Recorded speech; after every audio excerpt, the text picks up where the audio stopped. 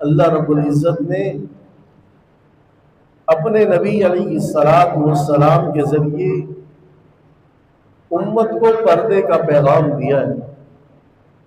فرمایا یا ایھا النبی قل لازواجک وبناتک ونساء المؤمنین، اے نبی آپ فرما دیجئے اپنی بیویوں کو، وبناتک اور اپنی بیٹیوں کو، ونساء المؤمنین اور مسلمان مومن عورتوں کو،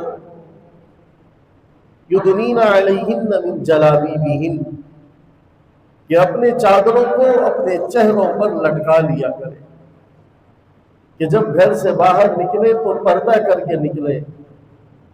اور یہ آیت مبارکہ ان آیات میں سے ہے کہ جن آیات کو موافقات عمر کہا جاتا ہے۔ حضرت سیدنا عمر بن خطاب رضی اللہ تعالی عنہ حضور صلی اللہ علیہ وسلم کے وہ عظیم صحابی ہیں کہ جن کے بارے کے اندر آتا ہے کہ کئی مرتبہ ایسا ہوا کہ حضرت عمر رضی اللہ تعالی عنہ نے زمین پر کوئی بات کہی، رسول اللہ صلی اللہ علیہ وسلم سے کوئی بات عرض کی، اللہ رب العزت نے وحی بنا کر اس کو اتارا۔ جیسا کہ آتا ہے کہ حضور صلی اللہ علیہ وسلم کے ساتھ بیت اللہ کا طواف کرتے ہوئے حضرت عمر بن خطاب رضی اللہ تعالیٰ نے عرض کیا کہ یا رسول اللہ، میرا جی چاہتا ہے کہ جب ہم طواف کو مکمل کریں تو پھر مقام ابراہیم کے پاس کھڑے ہو کر 2 رکعت نفل پڑھا کریں۔ اللہ تعالیٰ نے اس کو وہی بنا کر اتار دیا اور حکم دے دیا، فرمایا وَاتَّخِذُوا مِن مَّقَامِ إِبْرَاهِيمَ مُصَلًّى کہ مقام ابراہیم پر ہر طواف کرنے والا طواف کرنے کے بعد جب تک وہ 2 رکعت واجب الطواف کے نہیں پڑھ لیتا اس کا طواف مکمل نہیں ہوتا۔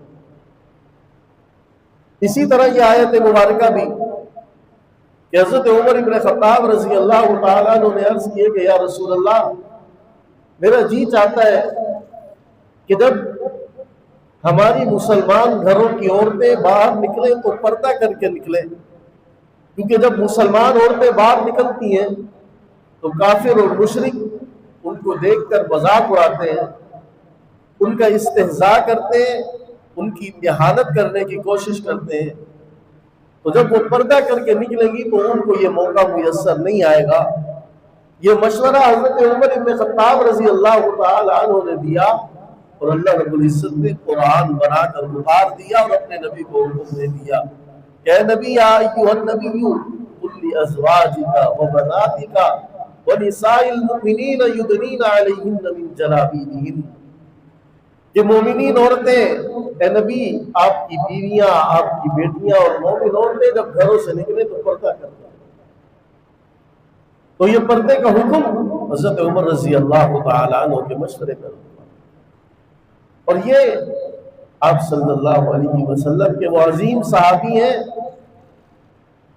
کہ سارے صحابہ حضور صلی اللہ علیہ وسلم کے مرید ہیں، اور حضرت عمر بن خطاب رضی اللہ تعالی عنہ کو یہ اعزاز حاصل ہے کہ یہ وہ صحابی ہیں جنہیں حضور صلی اللہ علیہ وسلم نے اللہ سے مانگ کر دیا۔ کہ جب حضور صلی اللہ علیہ وسلم نے نبوت کا اعلان کیا، بعثت کا اعلان کیا اور دین کی تبلیغ شروع کی تو مشرکین مکہ کی طرف سے طرح طرح کی رکاوٹیں ہوتی تھی، طرح طرح کی تکالیف ہوتی تھی۔ بیت اللہ میں بیٹھ کر آپ تبلیغ نہیں کر سکتے تھے، نماز بھی دار ارقم میں پڑھا کرتے تھے۔ حضور صلی اللہ علیہ وسلم نے یہ دعا فرمائی کہ اللہم اعز الاسلام، اے اللہ اسلام کو ان 2 شخصیتوں میں سے کسی ایک شخص کے اسلام لانے سے اسلام کی عزت کو بلند فرما۔ ان 2 شخصیات میں سے ایک عامر بن ہشام اور عمر بن الخطاب۔ عمر بن ہشام یہ نام تھا ابو جہل کا، ابو جہل کی کنیت، ابو جہل تو اس کی کنیت تھی، اس کا نام عمر بن ہشام تھا۔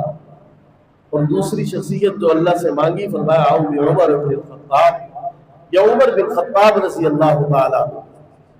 کیونکہ حضرت عمر رضی اللہ تعالیٰ عنہ اپنے قبائلی دور کے اندر بھی ایک معزز شخصیت کی حیثیت رکھتے تھے. جب قبائل کا جھگڑا ہوتا تھا تو فیصل بنا کر حضرت عمر رضی اللہ تعالیٰ عنہ کو بھیجا جاتا. کہیں کوئی قبائل کے اندر تفاخر کی بات آتی تو بھی نمائندے حضرت عمر ابن خطاب رضی اللہ تعالیٰ عنہ، اور آپ کی بہادری بھی مشہور تھی. تو رسول اللہ صلی اللہ علیہ وسلم نے اللہ تعالیٰ سے دعا مانگی کہ اللہ ان دو میں سے کسی ایک کو ایمان کی دولت دے کر اسلام کو عزت بخش. اللہ تعالیٰ نے وہ دعا تو نبی علیہ السلام نے اسلام کی عزت کے لیے مانگی تھی، وہ دعا حضرت عمر ابن خطاب رضی اللہ تعالیٰ عنہ کے حق میں قبول فرمائی. اور ایسی قبول فرمائی کہ اسلام لانے سے قبل حضرت عمر ابن خطاب رضی اللہ تعالیٰ عنہ اپنی اسلام دشمنی میں سخت تھے، اور اس قدر سخت تھے کہ جب آخری وقت ایمان لانے سے قبل بھی گھر سے نکلے تھے تو اس ارادے سے کہ آج میں تلوار لے کر جا رہا ہوں اور آج میں نعوذ باللہ حضرت محمد صلی اللہ علیہ وسلم کا خاتمہ کر دوں گا. اس نیت سے گھر سے نکلے کہ رستے میں ایک صحابی ملے اور انہوں نے کہا کہ پہلے اپنے گھر کی خبر تو لو، تمہارے بہنوئی حضرت سعید ابن زید اور فاطمہ بنت خطاب وہ ایمان لا چکے. اب یہ پہلے ہی غضبناک حالت میں تھے. اسی غضب کی کیفیت کے اندر اپنی بہن کے گھر کا رخ کیا، اور اندر حضرت خباب ابن الارت رضی اللہ تعالیٰ عنہ وہ حضرت سعید ابن زید اور حضرت فاطمہ بنت خطاب کو قرآن کی تعلیم دے رہے تھے. سورہ طٰہٰ انہیں سکھا رہے تھے، وہ تازی نازل ہوئی تھی اس وقت. تو حضرت عمر ابن خطاب رضی اللہ تعالیٰ عنہ نے دروازہ بجایا. جب اندازہ ہوا کہ حضرت عمر ابن خطاب رضی اللہ تعالیٰ عنہ تشریف لائیں گے، انہوں نے حضرت خباب کو رضی اللہ تعالیٰ عنہ کو چھپا دیا کہ مبادا غضب کی حالت میں انہیں قتل نہ کر دے.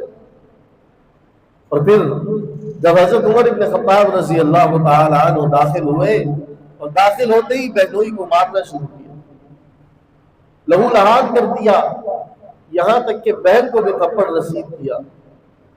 تو حضرت فاطمہ بنت خطاب رضی اللہ تعالیٰ عنہ نے اس وقت عزیمت کا اظہار کیا اور فرمایا کہ اے عمر، اگر تیری رگوں میں خطاب کا خون ہے تو میری رگوں میں بھی خطاب کا خون ہے.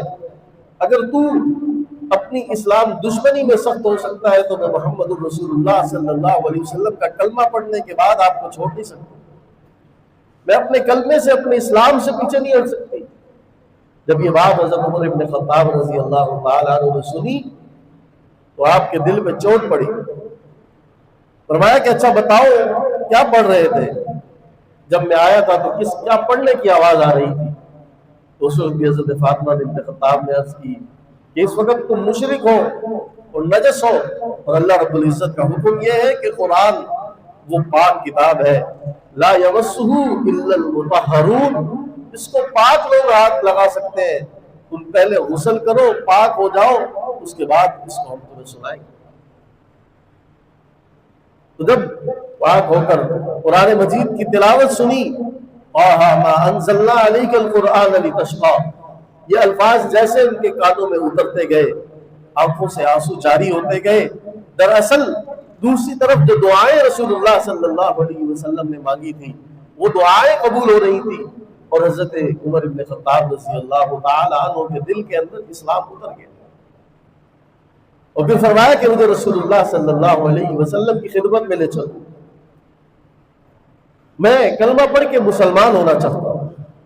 پھر رسول اللہ صلی اللہ علیہ وسلم کی خدمت میں آپ دار ارقم میں تشریف فرما، وہاں تشریف لے گئے، اور جب دیکھا کہ عمر آ رہے ہیں، ہاتھ میں تلوار ہے، تو صحابہ اکرام نے روکنے کی کوشش کی. غالباً حضرت حمزہ رضی اللہ تعالیٰ عنہ کے بارے میں آتا ہے.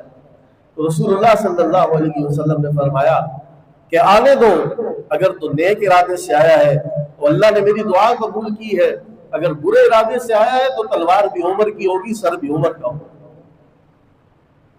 لیکن حضرت عمر ابن خطاب رضی اللہ تعالیٰ عنہ تو ایمان لانے کے لیے تشریف لائے تھے. رسول اللہ صلی اللہ علیہ وسلم کی غلامی میں آتے گئے، اللہ رب العزت نے اسلام کو بلندیاں عطا فرمانی شروع کی۔ روایات کے اندر آتا ہے کہ ابھی رسول اللہ صلی اللہ علیہ وسلم کی مجلس میں بیٹھے تھے کہ صحابہ اکرام نے ہلچل دیکھی، دیکھا کوئی آ رہا ہے، کوئی جا رہا ہے، کوئی آ رہا ہے، کوئی جا رہا ہے۔ عرض کیا رسول اللہ یہ کہاں آ جا رہے ہیں؟ فرمایا کہ نماز کا وقت ہو گیا ہے، یہ نماز کی تیاری کر رہے ہیں، وضو کرنے کے لیے جا رہے ہیں۔ فرمایا نماز کہاں پڑھیں گے؟ فرمایا یہیں پڑھیں گے، دار ارقم میں نماز پڑھیں گے۔ یا رسول اللہ بیت اللہ میں کیوں نہیں پڑھیں گے؟ تو رسول اللہ صلی اللہ علیہ وسلم نے فرمایا کہ وہاں تیری قوم تکلیف دیتی ہے، مسلمانوں کو پڑھنے نہیں دیتی۔ تو حضرت عمر بن خطاب رضی اللہ تعالیٰ نے فرمایا کہ اگر میرے ایمان لانے کے بعد بھی ہم نے یہی نماز پڑھنی ہے تو پھر میرے ایمان لانے کا کیا فائدہ؟ آج سے ہم بیت اللہ میں نماز پڑھیں گے، اور اس دن سے بیت اللہ میں اعلانیہ نماز پڑھنی شروع۔ اور حضرت عمر بن خطاب رضی اللہ تعالیٰ نے اعلان فرمایا کہ عمر بن خطاب ایمان لا چکا ہے، اور اب ہم اعلانیہ یہاں نماز پڑھیں گے، کسی نے اپنے بچے یتیم کروانے ہو تو آ گیا۔ اور یہی رسول اللہ صلی اللہ علیہ وسلم کے وہ صحابی ہیں کہ جن کے بارے میں رسول اللہ صلی اللہ علیہ وسلم نے یہ فرمایا کہ لو کان بعدی نبی لکان عمر، کہ جب ایمان لائے تو ایسے رسول اللہ صلی اللہ علیہ وسلم کے نقش قدم پہ چلے، ایسی اطاعت کی کہ رسول اللہ صلی اللہ علیہ وسلم نے فرمایا کہ عمر ایسا بندہ ہے کہ اگر نبوت مجھ پہ ختم نہ ہوتی اور ختم نبوت کی مہر لگ نہ گئی ہوتی تو میرے بعد اگر نبوت کا سلسلہ چلتا تو عمر اس قابل تھا کہ اس کو نبی بنا دیا۔ اللہ رب العزت نے اس کے اندر وہ صلاحیتیں رکھی ہیں۔ تو حضرت عمر بن خطاب رضی اللہ تعالیٰ عنہ رسول اللہ صلی اللہ علیہ وسلم کے سسر بھی، آپ کی بیٹی حضرت حفصہ رضی اللہ تعالیٰ عنہ وہ رسول اللہ صلی اللہ علیہ وسلم کے حرم میں امت کی ماں ہے، ام المؤمنین۔ جیسا کہ میں نے گزشتہ جو میں عرض کیا تھا کہ اسلامی سال کی انتہا جو ذی الحجہ سے ہوتی ہے اس میں بھی اسلام کی قربانیاں ہیں، اور اسلامی سال محرم سے شروع ہوتا ہے اس میں بھی اسلام کی قربانیاں ہیں۔ تو حضرت عمر بن خطاب رضی اللہ تعالیٰ عنہ کی جو شہادت ہے وہ یکم محرم الحرام کہ رسول اللہ صلی اللہ علیہ وسلم کے بعد حضرت سیدنا ابوبکر صدیق رضی اللہ تعالیٰ عنہ خلیفہ بنے۔ 2 سال آپ نے خلافت کی، اور اس کے بعد سیدنا عمر بن خطاب رضی اللہ تعالیٰ عنہ رسول اللہ صلی اللہ علیہ وسلم کے خلیفہ بنے، اور ایسا نظام بنایا کہ جس نظام کو آج اپنے تو اپنے بیگانے بھی مانتے ہیں۔ یورپ کے اندر بھی عمر لا آج بھی قائم، اس کا معیار ایسا ہے کہ مسلمان تو مسلمان، کافر بھی اس کو ماننے کے پر مجبور۔ پولیس کا نظام قائم کرنے والے حضرت عمر بن خطاب رضی اللہ تعالیٰ، ڈاک کا نظام حضرت عمر بن خطاب رضی اللہ تعالیٰ نے بنایا، اور عام راستوں پر چوکیاں، سیکورٹی کا نظام، ایک منزل سے دوسری منزل تک چوکیاں بنانے کے راستے میں چلنے والے مسافروں کو کوئی پریشانی نہ ہو، یہ نظام قائم کرنے والے بھی حضرت عمر بن خطاب رضی اللہ تعالیٰ، اور ایسا زمین پر عدل نافذ کیا کہ آپ کے زمانے میں بھیڑیا اور بکری ایک ہی گھاٹ سے پانی پیتے، اور جب آپ کے زمانے میں ایک مرتبہ زلزلہ آیا تو درہ زمین پر مار کر فرمایا کہ اے زمین ٹھہر جا، کیا عمر تجھ پہ عدل نہیں کرتا؟ اور آپ کے یہ کہنے کی دیر تھی کہ زمین وہیں ٹھہر گئی۔ اس طرح کا عدل تھا۔ اور مشہور واقعہ ہے کہ آپ کے زمانے میں ایک نہر تھی کہ جو چلتی نہیں تھی، اور اس وہاں کے لوگوں نے خط لکھا کہ یہاں رواج ہے کہ ہر سال جب تک ایک دوشیزہ کو بنا سوار کر اس میں غرق نہیں کرتے اس وقت تک یہ چلتی نہیں ہے۔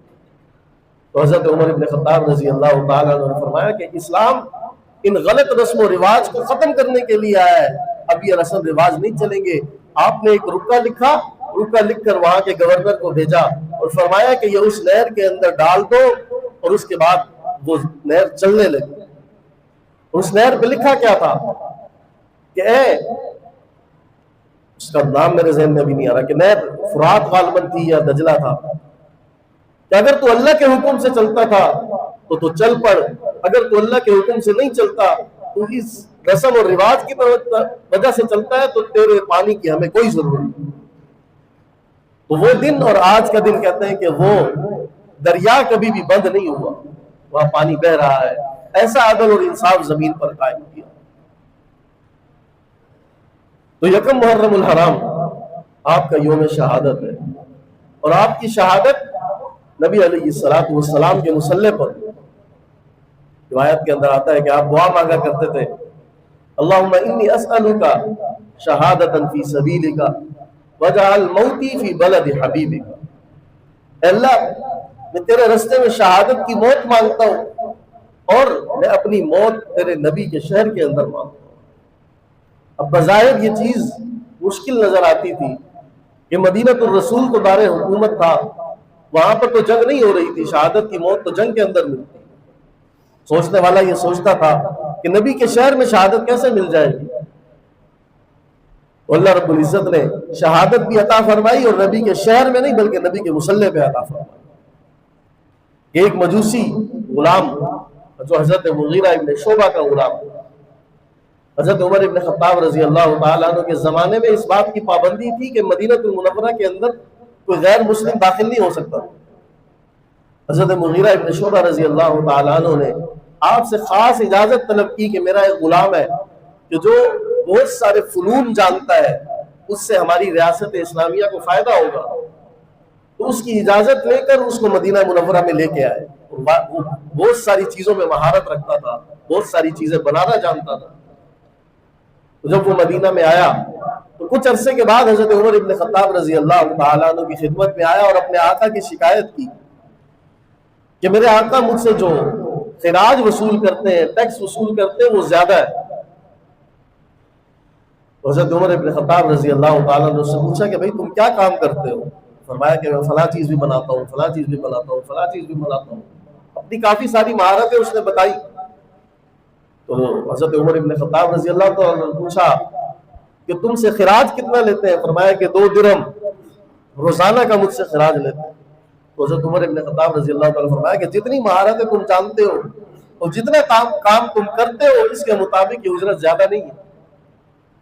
تو وہ غلام اس بات پہ غضبناک ہو گیا، اور پھر حضرت عمر ابن خطاب رضی اللہ تعالیٰ عنہ سے فرمایا کہ اچھا تم ایسا کرو، تم چکی بنانا بھی جانتے ہو تو میرے لیے ایک چکی بنا کے لاؤ، اس کی اجرت میں تمہیں دوں گا۔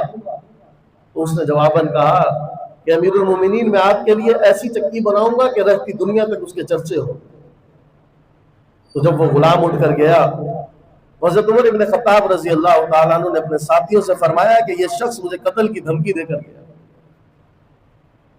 آپ کی بصیرت ایسی تھی، فرمایا کہ یہ جو کہہ کر گیا ہے کہ میں ایسی چکی بناؤں گا کہ رہتی دنیا تک اس کے چرچے ہوں گے، فرمایا یہ مجھے قتل کی دھمکی دے کر گیا۔ تو آپ کے ساتھیوں نے فرمایا تو پھر ہم اس کو گرفتار کرتے ہیں، اس کو پکڑتے ہیں۔ فرمایا اس نے ابھی قتل کیا تو نہیں، جرم محقق تو نہیں ہوا ابھی، کیسے اس کو گرفتار کر سکتے ہیں؟ یہ ہے اسلامی نظام کہ حضرت عمر ابن خطاب رضی اللہ تعالیٰ عنہ کوئی معمولی شخصیت نہیں تھے، وقت کے خلیفہ ہیں، 22 لاکھ مربع میل پر آپ کی حکومت ہے، اور ایک شخص آپ کے سامنے آپ کو قتل کی دھمکی دے کر گیا، آپ کو معلوم بھی ہوا، لیکن اس کے باوجود اسلامی قوانین کو مد نظر رکھتے ہوئے اسلامی عدالت کا تقاضا یہ تھا کہ اس کو گرفتار نہیں کر سکتے، اور اس کو گرفتار نہیں کیا۔ اور پھر جب اس نے فجر کی نماز کے اندر چھپ کر گھات لگائی اور 2 دھاری خنجر جو زہر میں بھجا ہوا تھا، آپ نے ابھی فجر کی نماز کی تکبیر کہی کہ اس نے 7 وار آپ پر کی، غالباً 27 ذی الحج کا دن تھا۔ اور صحابہ اکرام رضوان اللہ تعالی علیہم اجمعین کا یہاں دیکھیں کہ جیسے اسلامی نظام کے اندر خلیفہ کی اہمیت ہے، اسی طرح اسلام کے اندر نماز وہ عمل ہے جس کی بہت زیادہ اہمیت ہے۔ اب وقت کے خلیفہ ہیں، 22 لاکھ مربع میل کے حکمران ہیں، اور ان کے اوپر حملہ ہو چکا ہے، لیکن اس کے باوجود نماز کی اہمیت اپنی جگہ پر۔